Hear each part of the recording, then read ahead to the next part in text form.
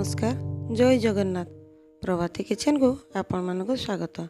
आज आम बनैबा पटल चॉप। देखंतु केमती सुंदर देखा जाउची आ ऊपर क्रिस्पी भीतर पटल सब सिझी जाइछि। जो पिला माने पटल खाइबा को पसंद करंतिनी ती बनैले खुशी रे खाइबे। थारे आपण निश्चय बनांतु केमती लागिला कमेंट माध्यम रे जणांतु। जदि आपण मो चैनल नुआ अछंती प्लीज लाइक शेयर सब्सक्राइब करंतु एमती नुआ नुआ रेसिपी देखिया पाई। चलंतु रेसिपीटा स्टार्ट करिबा। मु एठी पटल नीची एमती बड़ साइज रो पटल को नेबा तार ऊपर अंश को छुरी साहाय्य टिके चांची नेबा। एमती सब पटल को चांची नेबा। देखंतु तार चोपा गुडा केमती बाहरिछि। एबे आमे कोन करिवा ना तार दुई साइड को छुरी साहाय्य काटी नेबा। ती सब पटल को छुरी साहाय्य दी साइड को काटी नेबा आ ऊपर चोपा को चांची नेबा। एबे आमे कोन करिया ना गोटे बेलारे पानी नेबा। पानी रे पटल सब को धोई नेबा काहेकि ना ता ऊपर जो चोपा गुडा लागि छि सेगुडा देखिया पे सुंदर लागिबोनी। हम सेति में ता गोटे धोई नेबा। धोई नै कि आमे कोन करिया गोटे प्लेट रे ताको रखिबा। गोटे छुरी साहाय्य रे ताको दी फाळ करिबा। पूरा भीतर को डीप करिबा फाळ करिबानी ऊपर अंश टिके फाळ करिबा। ता भीतर जो रही छि मंजी मंजी गुडा को आमे बाहर कर दबा। एठी जेतु मोर पटल टिके पाकळ हो जाइछि तार मंजी गुडा को टाण हो जाइछि सेति पई मु तार मंजी बाहर कर दोछि। आपण चाहिले से मंजी जो आलू मसला तयारी होबो सेतिरे आपण देई परिबे। ती सब पटल रु मंजी बाहर करी ताको आमे रखिबा। एबे आमे कोन करिबा ना सेतिरे अल्प लूण अल्प हळदी गुंड देई ताको हाथ रे घसी भल भाबरे गळे नेबा। गळे नि ताको आमे किछि समय रखिबा। किछि समय रखिला परे आमे एबे कोन करिबा ना आलू मसला बनेबा। सेति पई कि सिझा आलू नेछि सेतिरे अल्प लूण दे ताको भल भाबरे हाथ रे चकटी नेबा। चकटी नि ताको रखिबा। एबे आमे बेसन बैटर तयारी करिबा। सेति पई मु बड़ बाउल रे बेसन नेछि तार आधा रु कम अरुआ चाउल गुंड नेछि। अरुआ चाउल गुंड देले क्रिस्पी हबो। आ सेतिरे अल्प लूण किबा स्वाद अनुसार लूण अल्प हळदी गुंड देबा।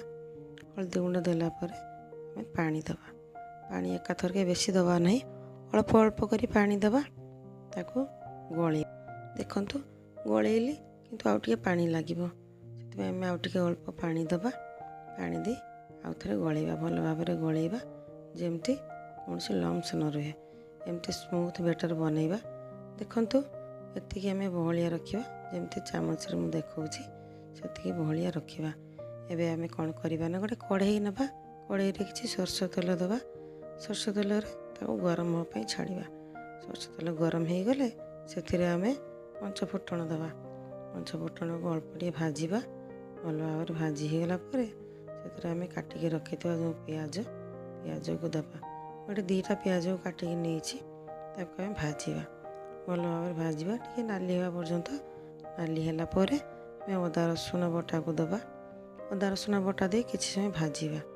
भाजिला परे आमे सेथिरे देबा कस्तूरी मेथी पत्र जोटा भल बासना हबो। सेथिरे देबा आधा चामच धनिया गुंड आ आधा चामच जीरा गुंड आ सेथिरे देबा आधा चामच हळदी गुंड आ आधा चामच बे अधिका लंका गुंड। राग आपण आपनक अनुसार देबे। लूण देबा गरम मसला गुंड देबा ताको हमें अल्प भाजिबा।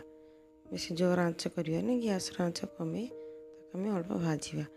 भाजिला परे आमे जो आलू चकटा रखिथिले आलू चकटा को देबा ताको किछमे कसिबा जेमती मसला सहित आलू सहित मिसी जीवो ताको हमें सेही अनुसार कसिबा। आलू को मसला सहित जेते कसिबा तार टेस्ट तो भलो आसीबो।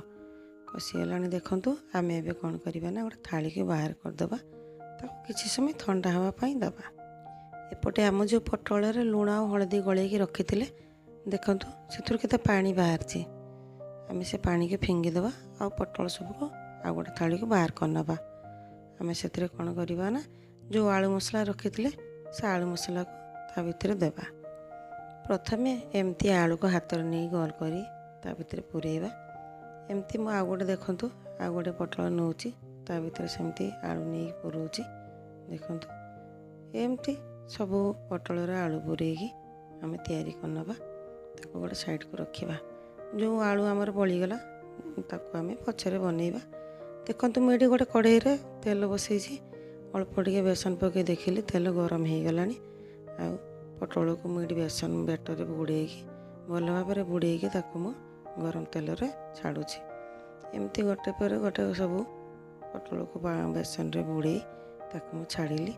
ଛାଡ଼ିଲା ପରେ ଦେଖନ୍ତୁ ଗୋଟେ ଚାମଚ ସାହାଯ୍ୟ ତାକୁ ଧୀରେ ଧୀରେ ମୁଁ ଓଲଟଉଛି। ପ୍ରଥମେ ଗ୍ୟାସ୍ର ଆଞ୍ଚକୁ ମୁଁ ହାଇ ରଖିବି, ତାପରେ ଗ୍ୟାସ୍ର ଆଞ୍ଚକୁ ଟିକେ କମେଇ ଦେବି। କାହିଁକି ନା ଯଦି ଆପଣ ହାଇ ଆଞ୍ଚରେ ପୋଟଳକୁ ସବୁ ଭାଜିବେ ତା ଭିତରେ ପୋଟଳ ସବୁ କଞ୍ଚା ରହିଯିବ, ଭଲସେ ଭାଜି ହେବନି। ସେଥିପାଇଁ ଆମେ ଗ୍ୟାସ୍ର ଆଞ୍ଚକୁ ଟିକେ କମେଇ କମେଇ ଭାଜିବା। ଦେଖିବେ ଭିତରରୁ ଯେଉଁ ପୋଟଳ ମଧ୍ୟ ସିଝିଯିବ। ଏମିତି ସବୁ ପୋଟଳ ଗୁଡ଼ାକ ଭାଜିକି ଗୋଟେ ଥାଳିକୁ ବାହାର କରିନେଉଛି।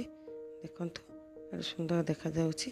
ସବୁ ବାହାର କରି ନେଇଛି। ନିଶ୍ଚୟ ଥରେ ବନାନ୍ତୁ, କେମିତି ଲାଗିଲା କମେଣ୍ଟ ମାଧ୍ୟମରେ ଜଣାନ୍ତୁ। ଆପଣମାନେ ମୋ ଭିଡ଼ିଓ ଦେଖିଥିବାରୁ ଆପଣମାନଙ୍କୁ ଅନେକ ଅନେକ ଧନ୍ୟବାଦ। ଏମିତି ସପୋର୍ଟ କରନ୍ତୁ ଆଉ ମୋ ଚ୍ୟାନେଲକୁ ସବସ୍କ୍ରାଇବ୍ କରନ୍ତୁ। ରହିଲି, ନମସ୍କାର।